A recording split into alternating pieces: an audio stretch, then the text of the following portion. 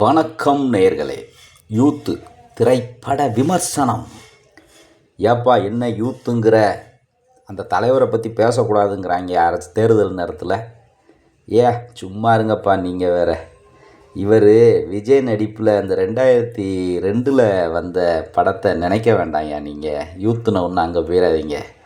இவர் நம்ம அசுரன் படம் பார்த்துருப்பீங்கள, அதில் தனுஷுக்கு மகனாக நடிச்சிருப்பார்.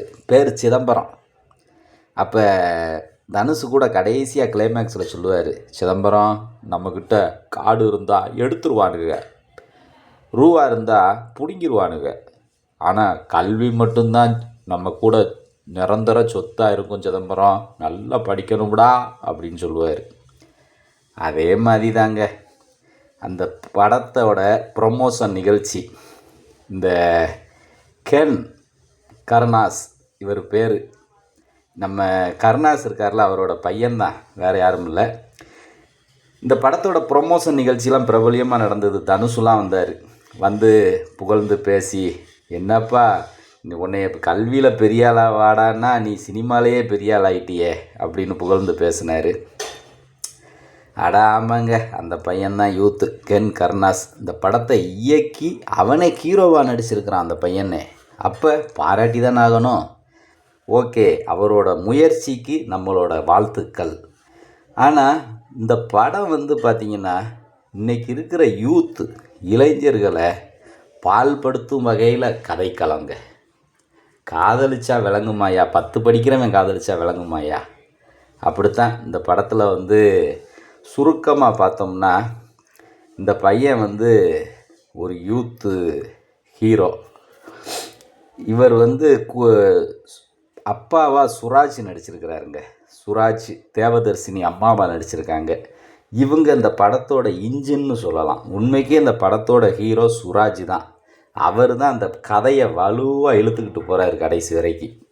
கூட நான் 3 ஹீரோயின் இருக்கிறாங்க, மீனாட்சி, அனிஸ்மா, நளினி. ஆக மொத்தம் பார்த்திங்கன்னா கூட படிக்கிற பசங்க நண்பர்கள் ஒரு 4-5 பேர். இவ்வளவு தான் அந்த படத்தோட நடிகர்கள். இதில் நளினியும் வராங்க, ஸ்கூல் கரஸ்பாண்டண்ட்டாக வராங்க. நம்ம ஹீரோவோட கொள்கை என்னென்னா, பள்ளிக்கூடத்தில் ஆரம்பிக்கிற காதல் அப்படியே மேல் படிப்புக்கு போகணும், அங்கேயும் அதே பொண்ணோட காதல், கல்லூரிக்கு போகணும் அதே பொண்ணோட காதல், அப்படியே கல்யாணம் முடிச்சிடணுங்க. இதுதான் அவரோட கொள்கை. வேறு பெரிய அளவில் அவருக்கு எந்த கொள்கையும் இல்லை. இந்த நிலமையில் நம்ம தம்பி ஹீரோ 10ல் ஜஸ்ட்டு பாஸ் ஆகுறாரு. அந்த பாஸும் பார்த்திங்கன்னா எல்லாம் 35-36 மார்க்கு. அதனால் அவங்க அப்பாவுக்கு இந்த பையனை கண்டாலே கோபம் வரும். ஆனால் இந்த பாஸ் ஆனதுக்கு காரணம் அவங்க அம்மாவோட பூஜைகள். சாமி, எல்லா சாமியும் சக்தி அந்த எலுமிச்சம்பழத்துக்குள்ளே கொடுத்துருங்க அப்படின்னு எலுமிச்சம்பழத்துக்குள்ளே சக்தியை வாங்கி அதை பிழிஞ்சு அதை ஜூஸு போட்டு காலையில் 4 மணிக்கு போய் கொடுப்பாங்க பாருங்கள் மகனுக்கு. அவன் போமா அப்படின்னு மூடிக்கிடுவான் போர்வையை வச்சு. அப்படியே கொண்டு போய் புருஷன்கிட்ட கொண்டு போவாங்க. அவர் போடி, நாய் குடிக்காத நான் குடிக்கணுமா அப்படின்னு அவரோட அந்த மலையாள தமிழில் செமையாக நடிச்சிருக்கிறாருங்க. சுராஜ் தேவதர்சினி அவங்களோட ஃப்ளாஷ்பேக் என்னென்னா, அவங்களும் காதலித்து திருமணம் செஞ்சவங்க தான். வசதியானவங்க தேவதர்சினி, இவர் ஒரு வசதி இல்லாதவர். அப்போ இவரை கல்யாணம் பண்ணதால் அவங்க சொந்தமெல்லாம் இவங்களை ஒதுக்கி வச்சுருவாங்க. ஒரு தடவை அவங்க அண்ணன் வீடு கட்டியிருப்பார். பத்திரிக்கை வேலைக்காரன் டிரைவர் கொடுத்துட்டு போவார். இருந்தாலும் தங்கச்சிக்கு அண்ணன் வீட்டுக்கு போகணுங்கிற பாசத்தில் சுராஜை கூப்பிட்டு போவாங்க. அங்கே போனால் அவன் மதிக்கவே மாட்டான். அப்புறே ஒரு வேதனையோடு திரும்பி வந்துடுவாங்க.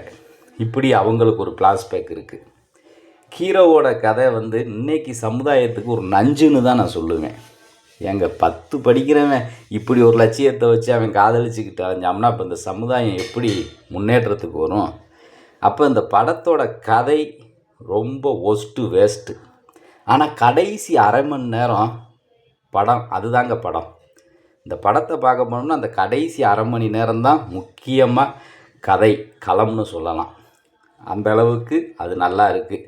ஒரு படிக்கிற பையன் எப்படி படிக்கணும், அவனுக்கு என்ன லட்சியங்கள் இருக்குது, அவனுக்கு பின்னாடி அப்பா அம்மா கனவுகள் என்ன இருக்குது, அவங்க அப்பா அம்மாவோட உடல் ஆரோக்கியமே இவனோட படிப்பில் தான் இருக்குது.